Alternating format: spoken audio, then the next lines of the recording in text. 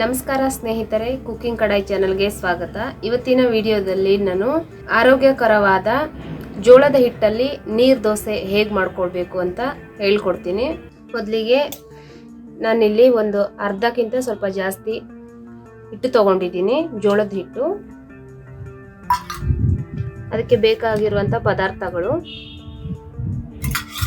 ಇಲ್ಲಿ ನಾನು ಸ್ವಲ್ಪ ಸೌತೆಕಾಯಿ ತಗೊಂಡಿದ್ದೀನಿ, ಒಂದು ಚಿಕ್ಕದು ಈರುಳ್ಳಿ ತಗೊಂಡಿದ್ದೀನಿ, ಕ್ಯಾರೆಟು, ಸ್ವಲ್ಪ ಟೊಮೆಟೊ, ಖಾರಕ್ಕೆ ನಮಗೆ ಎಷ್ಟು ಬೇಕೋ ಅಷ್ಟು ಹಸಿಮೆಣಸಿನ್ಕಾಯಿ, ಸ್ವಲ್ಪ ಕರಿಬೇವು, ಆಮೇಲೆ ಸ್ವಲ್ಪ ಕೊತ್ತಂಬರಿ ಸೊಪ್ಪು ತಗೊಂಡಿದ್ದೀನಿ.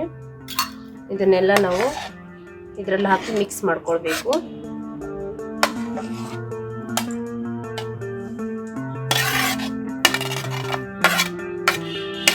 ಇಲ್ಲಿ ನಾನು ಸ್ವಲ್ಪ ಓಂಕಾಳು ತಗೊಳ್ತಾ ಇದ್ದೀನಿ, ರುಚಿಗೆ ತಕ್ಕಷ್ಟು ಉಪ್ಪು.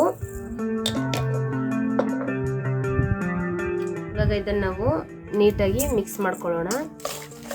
ನಾನಿಲ್ಲಿ ಬೀಟರ್ ಸಹಾಯದಿಂದ ಮಿಕ್ಸ್ ಮಾಡ್ಕೊಳ್ತಾ ಇದ್ದೀನಿ, ಗಂಟುಗಳು ಏನೂ ಇರೋದಿಲ್ಲ.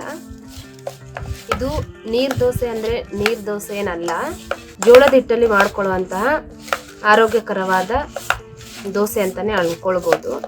ಯಾಕಂದರೆ ಜೋಳದ ರೊಟ್ಟಿ ಎಲ್ರಿಗೂ ಮಾಡೋಕ್ಕೆ ಬರೋದಿಲ್ಲ. ಹಾಗಾಗಿ ಜೋಳದ ಹಿಟ್ಟಲ್ಲಿ ಈ ಥರನೂ ಮಾಡಿಕೊಂಡು ನಾವು ಸವಿಬಹುದು. ಕೆಲವರು ಶುಗರ್ ಇರೋರು ಇರ್ತಾರೆ, ಅವರಿಗೆ ಅನ್ನ ತಿಂದು ಬೋರ್ ಆಗಿರುತ್ತೆ. ಈ ಥರ ಬ್ರೇಕ್ಫಾಸ್ಟಲ್ಲಿ ಮಾಡಿಕೊಡ್ಬೋದು ನೀವು. ಇಡ್ಲಿ, ದೋಸೆ ಯಾವಾಗಲೂ ರೊಟೀನ್ ತಿಂತಾ ಇರ್ತಾರೆ. ಅದ್ರ ಬದಲಿಗೆ ಯಾವಾಗಾದರೂ ಈ ಥರನೂ ಮಾಡಿಕೊಡ್ಬಹುದು. ತುಂಬ ಹೆಲ್ದಿಯಾಗಿರುತ್ತೆ. ಮಕ್ಕಳು ಸಹ ತುಂಬ ಚೆನ್ನಾಗಿ ಇಷ್ಟಪಡ್ತಾರೆ ಇದನ್ನು. ಪೂರ್ತಿ ತೆಳುವಾಗಿ ನೀರು ದೋಸೆ ಹದದಲ್ಲೇ ಕಲಿಸ್ಕೊಳ್ಬೇಕು ನಾವು ಈ ಹಿಟ್ಟನ್ನು. ನೋಡಿ, ಈ ಥರ ಸ್ವಲ್ಪ ಸ್ವಲ್ಪ ನೀರು ಹಾಕಿಬಿಟ್ಟು ನಾವು ಚೆನ್ನಾಗಿ ಮಿಕ್ಸ್ ಮಾಡ್ಕೊಳ್ಬೇಕು. ಅದೆಷ್ಟು ತೆಳು ಇರಬೇಕು ಅಂದರೆ ನೋಡಿ, ಈ ಥರ ಇರಬೇಕು, ನೀರು ಥರ. ಇವಾಗ ನಾವು ಇದನ್ನು ಈ ಥರ ಕಲಿಸ್ಬಿಟ್ಟು ಒಂದು ಅರ್ಧ ಗಂಟೆ ಇಲ್ಲಾಂದರೆ ಒಂದು 20 ನಿಮಿಷ ಆದರೂ ಇದನ್ನು ನಾವು ಮುಚ್ಚಿಟ್ಕೊಳ್ಬೇಕು. ನಾನು ಇದನ್ನು ಒಂದು ಅರ್ಧ ಗಂಟೆ ಸೈಡಲ್ಲಿ ಇಟ್ಕೊಳ್ತಾ ಇದ್ದೀನಿ.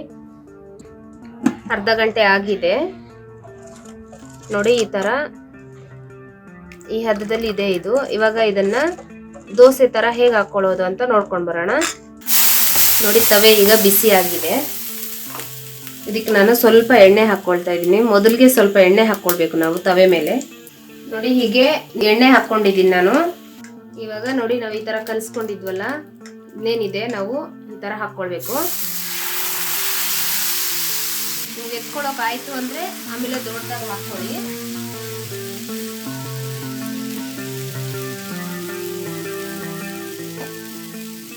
ತುಂಬ ಟೇಸ್ಟಿಯಾಗಿರುತ್ತೆ, ಮಕ್ಕಳು ತುಂಬ ಇಷ್ಟಪಟ್ಟು ತಿಂತಾರೆ.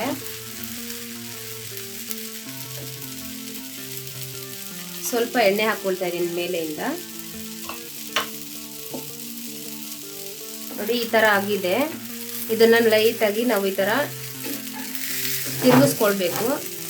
ನಾವು ತಿರುಗಿಸ್ಕೊಳ್ಳೋದಿಲ್ಲ, ಒಂದು ಕಡೆ ಬೆಂದರೆ ಸಾಕು ಅಂದರೆ ಇದನ್ನು ಇನ್ನೂ ಸ್ವಲ್ಪ ಕ್ರಿಸ್ಪಿ ಆಗೋವರೆಗೂ ಮೀಡಿಯಮಲ್ಲಿ ಇಟ್ಬಿಟ್ಟು ಬೇಯಿಸ್ಕೊಳ್ಬೇಕು. ಫಸ್ಟ್ಗೆ ಒಂದು ಹಾಕಬೇಕಾದ್ರೆ ಇದು ಅಂಟ್ಕೊಂಡಿರುತ್ತೆ ಕೆಳಗಡೆ, ಆಮೇಲೆ ಹಾಕ್ತಾ ಹಾಕ್ತಾ ಬರ್ತವೆ. ಈ ಥರ ನಿಧಾನಕ್ಕೆ ಬಿಡಿಸ್ಕೊಳ್ಬೇಕು, ಕೆಳಗಡೆ ಅಂಟಿರುತ್ತೆ ಹಿಟ್ಟು. ತುಂಬ ನಿಧಾನಕ್ಕೆ ತುಂಬ ನಾಜೂಕಾಗಿ ಮಾಡ್ಕೊಳ್ಬೇಕು. ಒಂದೆರಡು ಮಾಡೋವರೆಗೂ ಅಷ್ಟೇ, ಆಮೇಲೆ ನೀಟಾಗಿ ಬರುತ್ತೆ. ನೋಡಿ, ಈ ಥರ ತಿರುಗಿಸ್ಕೊಳ್ಬೇಕು.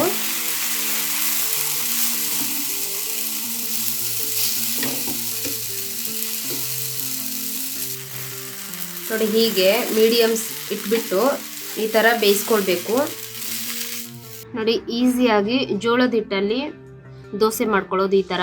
ಇದನ್ನು ನೀರು ದೋಸೆ ಅಂತಾದರೂ ಅಂದ್ಕೊಳ್ಬೋದು, ಅಥವಾ ರೊಟ್ಟಿ ಅಂತಾದರೂ ಅಂದ್ಕೊಳ್ಬೋದು. Healthy food. ಮಕ್ಕಳಿಗೆ ಕೆಚಪ್ ಜೊತೆ ಕೊಟ್ಟರೆ ತುಂಬ ಇಷ್ಟಪಟ್ಟು ತಿಂತಾರೆ ಮಕ್ಕಳು. ಈಸಿಯಾಗಿ ಮಾಡೋ ಅಂಥದ್ದು, 10 ನಿಮಿಷದಲ್ಲಿ ಮಾಡಬಹುದು. ನೀವು ಒಮ್ಮೆ ಮನೆಯಲ್ಲಿ ಟ್ರೈ ಮಾಡಿ. ತುಂಬ ಈಸಿಯಾಗಿದೆ, ತುಂಬ ಟೇಸ್ಟಿ ಇರುತ್ತೆ ತಿನ್ನೋಕ್ಕೆ. ಏನೋ ಹೊಸ ಥರ ಅಡುಗೆ ಅಂತಲೇ ಅಂದ್ಕೊಳ್ಬೋದು, ಹೊಸದಾಗಿರುತ್ತೆ.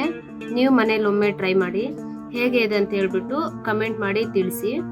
ಯಾರೆಲ್ಲ ನಮ್ಮ ಚಾನಲ್ ಸಬ್ಸ್ಕ್ರೈಬ್ ಮಾಡ್ಕೊಂಡಿಲ್ಲ, ದಯವಿಟ್ಟು ಸಬ್ಸ್ಕ್ರೈಬ್ ಮಾಡ್ಕೊಳ್ಳಿ, ಶೇರ್ ಮಾಡಿ, ಕಾಮೆಂಟ್ ಮಾಡಿ. Thank you.